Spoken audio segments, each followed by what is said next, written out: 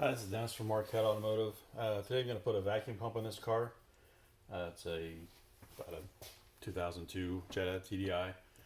I already had this apart to do the timing belt, but since we decided to do the vacuum pump, I put things back together so I can show the whole procedure. We're going to start by taking out the There's two bolts with a 10 millimeter.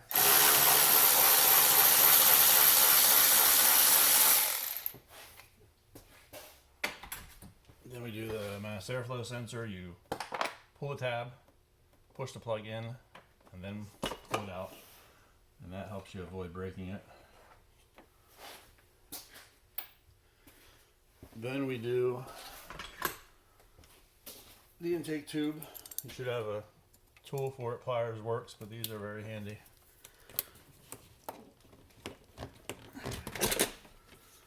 That comes off. And then right away, cover from a mass airflow goes on that tube.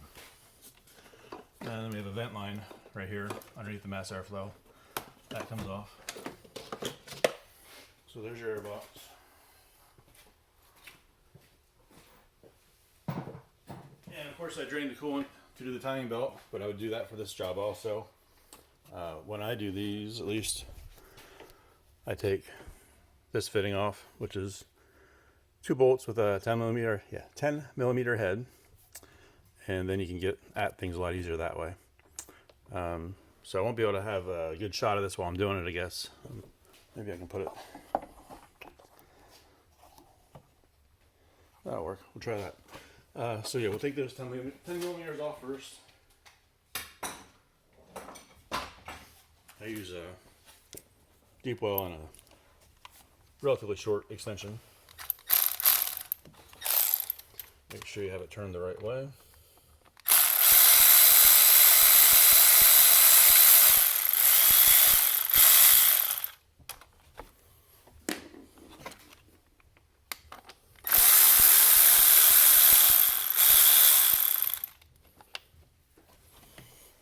And I forgot to mention, since I already have the coolant out, whenever you mess around in this area, I would always recommend you have the plug in for the transmission so you don't drop something down. And when I do it, when I drain it, I put a piece of aluminum foil down there to keep the antifreeze from running into the bell housing. So then this tube comes out, or this tube, the vacuum hose, comes out of those clips. And then there's two 10 millimeter nuts.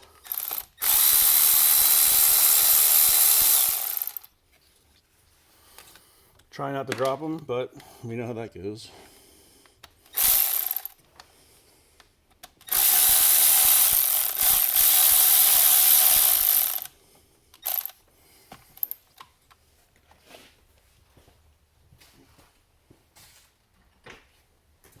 Well, this wouldn't normally happen, but since I didn't have them threaded in real tight, the main bolt was threading out on me, but that wouldn't normally be a problem. Like I said, I just kind of put this back together lightly just to show how it's done here. So then these three bolts come out. That'd be a 13 millimeter deep well I use on that.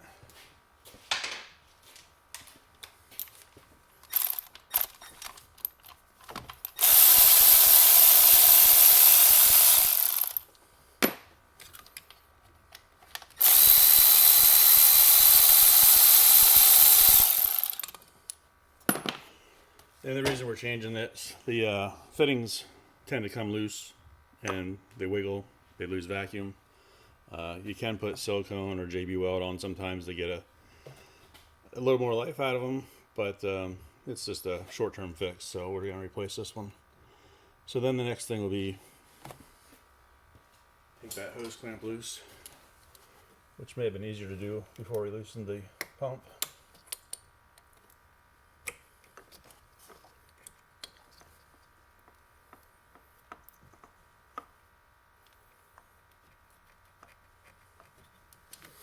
There's that. So there's your pump. The back side of it, this moves and has to engage in the slot in the crank. That slot's off center, so that's why that has to move.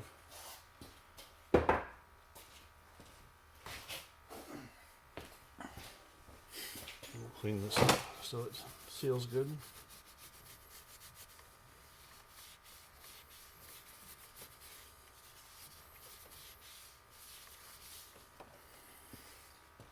And then this is what I have for pumps.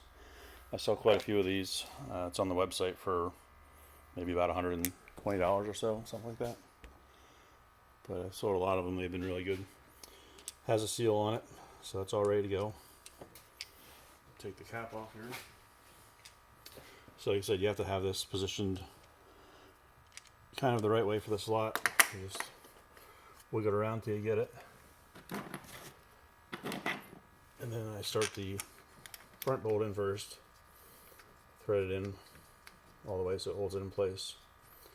These gaskets on a new pump stay put pretty good. It's not going to fall loose too easy, but when you're just replacing the gasket, sometimes you have to just make sure it's in place, that didn't fall out of place, and then you pinch it. So that's why I thread one in all the way to hold things together. So of course it's the front bolt doesn't have the stud. The bottom one and the back one has the stud on it. So we start them. Then it's the 13mm deep well again. Just tight, doesn't have to be super tight.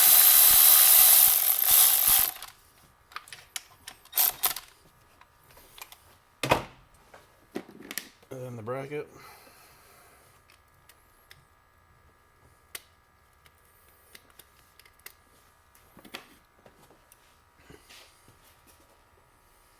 And here's where we drop the nuts.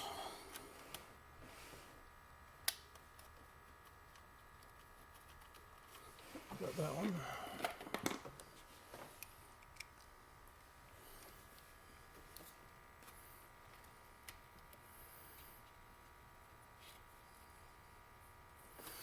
We got that one. We're doing good.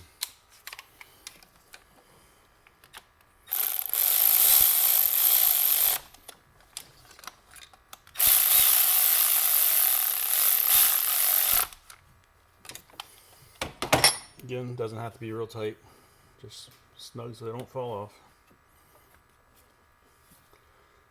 There are 3 clips here. This one has one that's broken, so we're only using 2. And part of our is there not?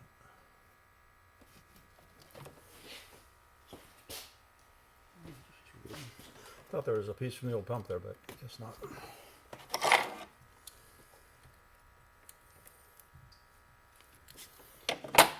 So if you're doing this because you have vacuum issues, it's a good time to take a look over your hoses, make sure they're in good shape. And then the other thing here is the brake booster vacuum tube. They tend to crack on the ends. This one looks pretty good. But if you're losing vacuum, that's one of the first things to check here and down below here, where they'll crack and lose vacuum. So we got our bolts, we got the hose in place. So then it's coolant fitting. We need an O-ring for that.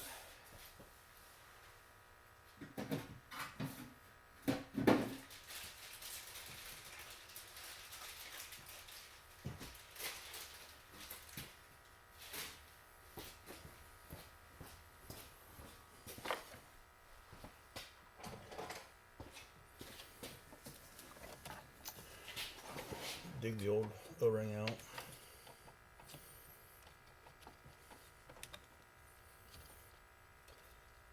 Looks like it's been in there for quite a while. When I do a tying belt, I take this fitting off just because, same thing, I'm removing the pump so it's easier to get to.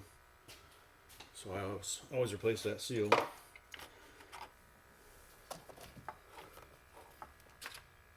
So then you put it in place, make sure it's going to stay. And the same thing, hold it in place so it doesn't pop out on you.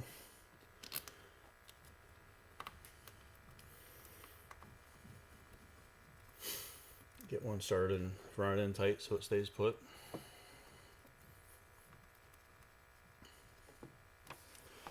And then we start the other one.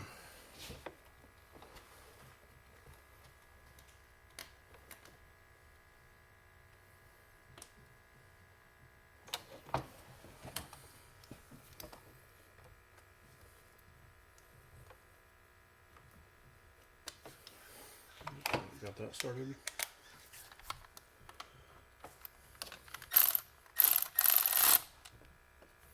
Those don't need to be very tight either.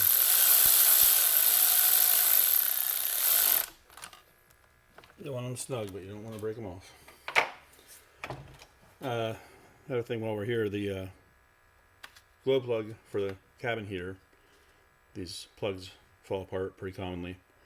I have those available on the website also. So our next step is put the airbox back in. So we take our cap off.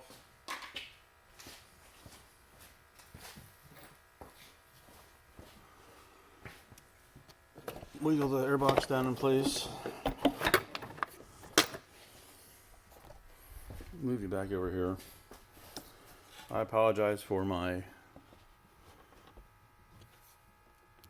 poor videos. I don't have any editing skills. So what I do is in one take, and what you get is what you get.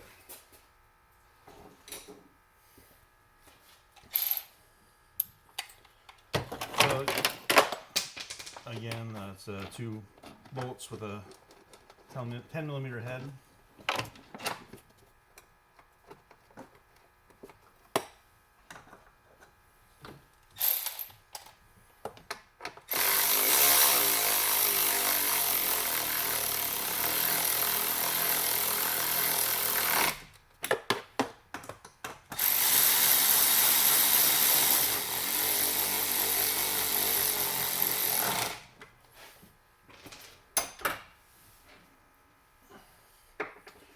Run those in. We have the plug for the mass airflow, the vent line for the N75 valve,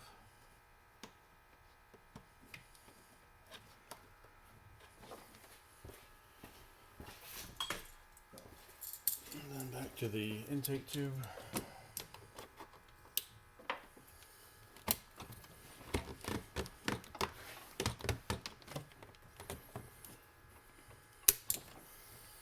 There's that.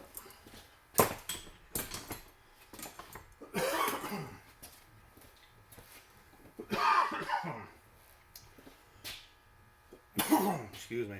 So I didn't show the draining of the coolant, but that's the tube I use for that. There's a fitting on the radiator, little knob that turns like a quarter turn, and you can drain the coolant out that way. Saves a lot of mess. So that's about it here. Those parts are available on the website, metalmanparts.com, and thanks for watching.